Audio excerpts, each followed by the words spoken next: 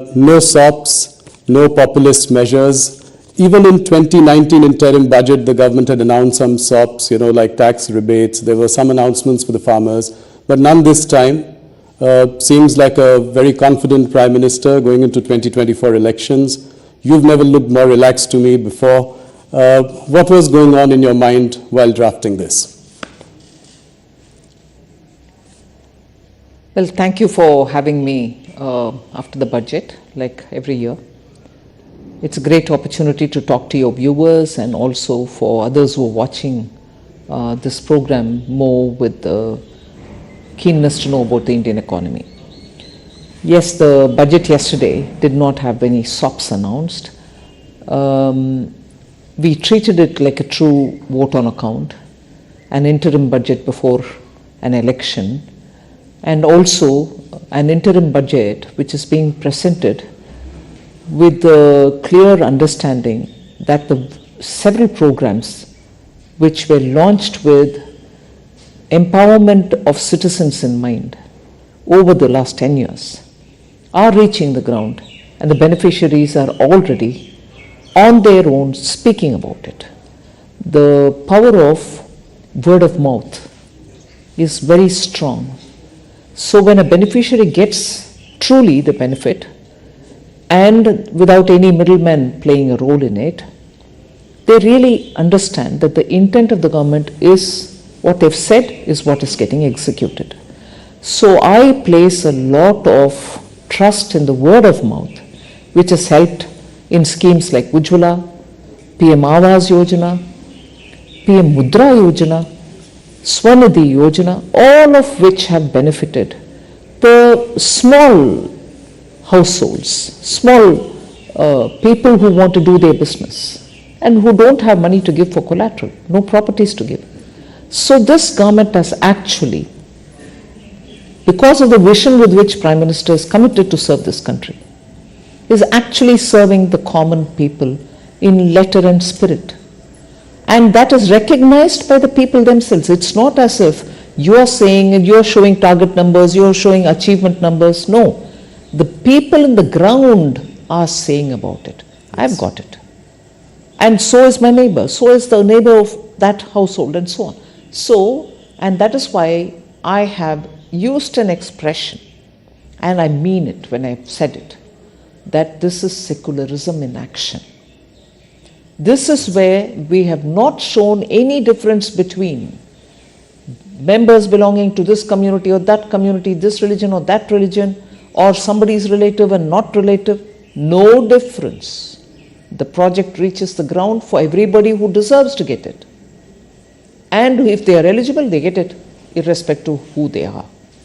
And therefore, in every way, the principle of empowerment, the Sabka Saath, Sabka Vishwas, Sabka Vikas, has been executed in every way. And that is the sense of confidence that the blessings of the people are not just at the time when we gave promises, but the blessings are even now coming in abundantly to say, yes, you've kept up your word.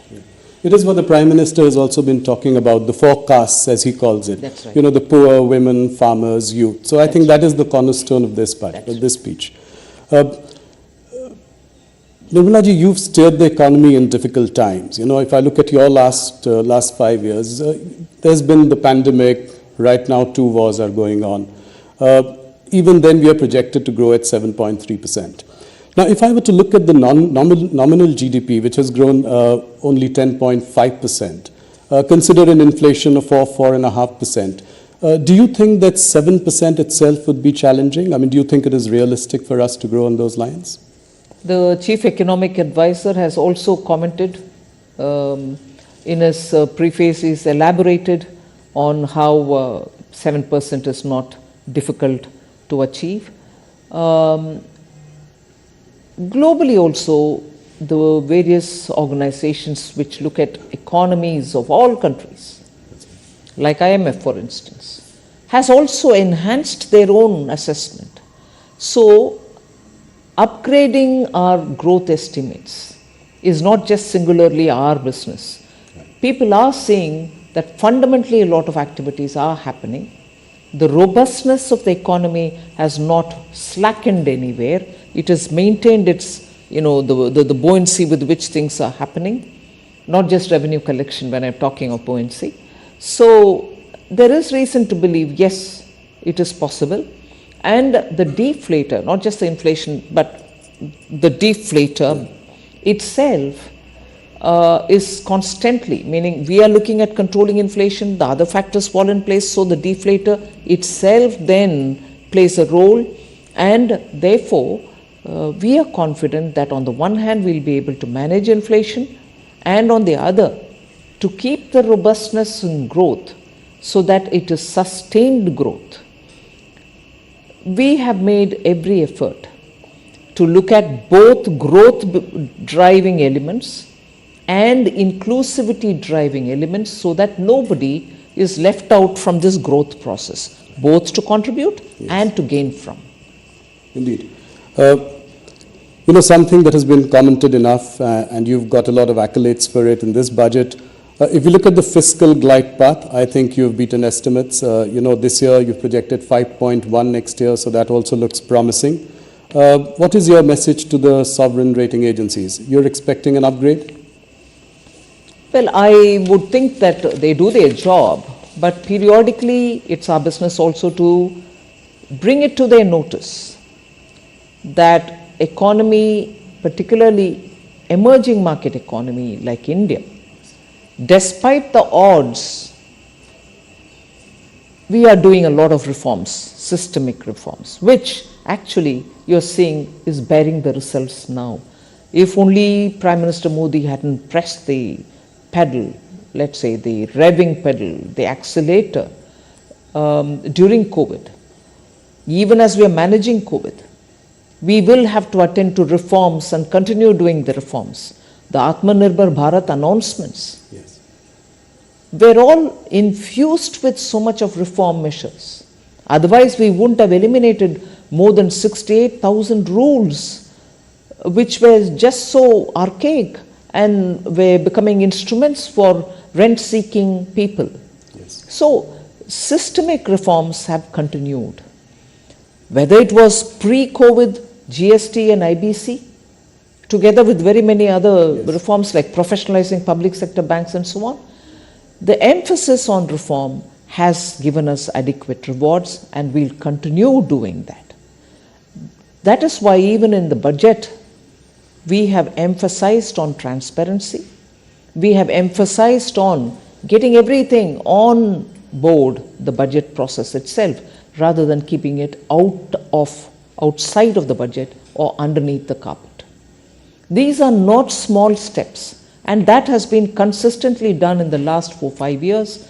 And before that, as I said, IBC or banking reforms, the 5 major recognition R's, as we say, of the problem. So to list it, there are so many, some small, some very big. The small ones having very big implication in making the economy much more cleaner and open and transparent. The bigger ones which are bearing results in terms of the money that you collect in GST. These are not small steps. So that is the one which I would play as important indicators which rating agencies should look at comprehensively, rather than look at just one detail here, one detail there. Macroeconomic stability is also very well kept up. No, glad you mentioned reforms. I think big message coming from you that the government will continue on the road for reforms. What are the, I've said this to you before, that, cutting the rich tax last year, in an election year, before that, cutting the corporate rate tax. I mean, you've taken some bold measures. What are the next level of reforms that we can expect from you? Broadly, I mean, directionally. No, first of all, as I said, the system to become more transparent. More things will have to be done in order to make sure that we work together with states. It's one thing for the union government to work on those areas which are exclusively with the central government. But where there are overlaps, there are some states which have come about enthusiastically to say, yes, we should benefit also from this vibrancy which results after such measures are taken. And therefore, when reforms are talked about, we normally always say 3 levels where it has to be carried out with the same vigor. The central government, the state government, and then the local bodies. Yes. Now, working with the state governments has already started happening. The last few years, you see very many areas where we are working together. The local body level, the municipal, urban local bodies, the panchayats, we need to have greater interchange of ideas and working together with them also. That will also continue now. Okay. Finance Minister, if I were to ask you this one question, with the exception of Air India, no strategic privatization has taken place, any significant. Whether it is IDBI, Concor, SCI, banks.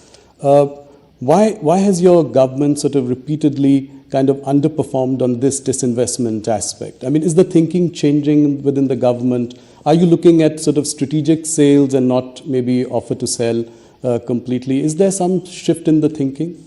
I would want you to, first of all, put that question into the frame that I have laid in the matter of public sector enterprises policy. Right.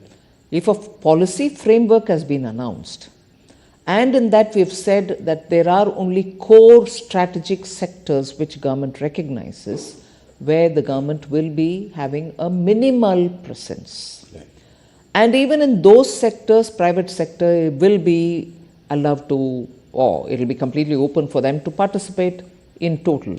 In the sense, there will not be any one sector, inclusive of the core strategic sector, which will be exclusively reserved for public sector, whereby consolidation will have to happen to make them big enough for a big country like India. Yes. Efficiencies will have to be brought in. Their values will have to be increased. So this question of yours will have to fit into that frame. I will not